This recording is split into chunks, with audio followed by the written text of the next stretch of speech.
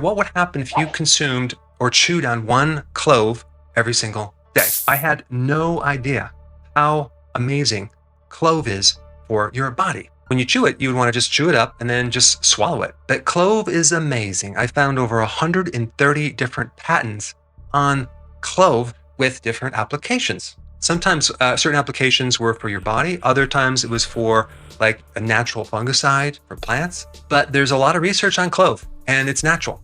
One of the most popular ways that people use clove is as a numbing agent if you have a toothache, because it has analgesic properties. Now, when we talk about the benefits of clove, we're going to be talking about this essential oil in clove called Eugenol. So you can also get Eugenol oil as well, but a lot of the benefits and the aromatic smell and taste is from this oil.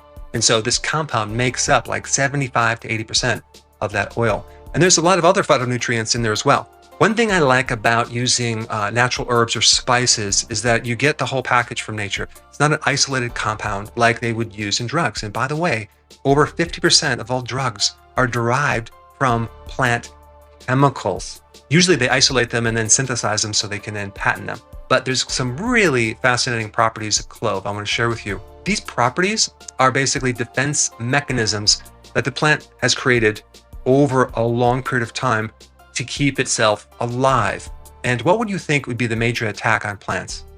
If you've mentioned microbes, you are correct. So this is why clove has some pretty powerful antimicrobial properties: antiviral, antibacterial, antifungal, anti-candida, antiparasitic. So this is why it's very beneficial to have it in your mouth, simply because so many people have an overgrowth of candida. They might have biofilms that turn into plaque. They might have some type of gum infection.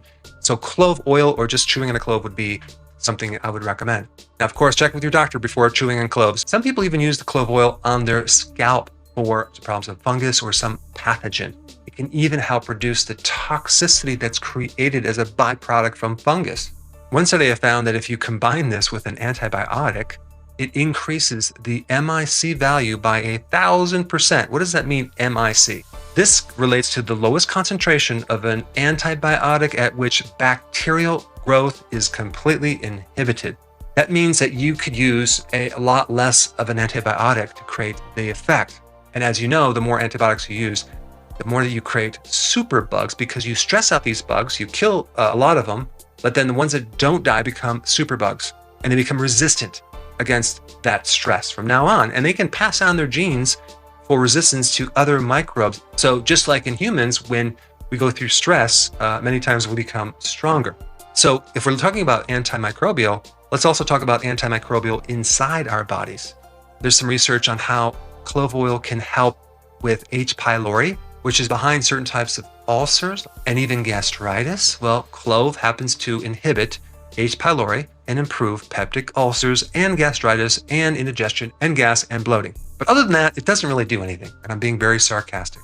This phytonutrient in clove also has the effect of inhibiting something called MAO. So it's an MAO inhibitor, which if you look up an MAO inhibitor, it's used as an antidepressant, where certain receptors are inhibited, so you have an increase of noradrenaline, serotonin, and dopamine. We also have an anti-inflammatory effect, so it's good for arthritis. There's even data on having properties anti-cancer, specifically lung cancer. Now, as far as side effects from clove oil, and I'm talking about the oil, not the clove itself, as long as you stay below 2.4 milligrams per kilogram of your weight, and that's what I like about spices and herbs and things like that, they're relatively safe.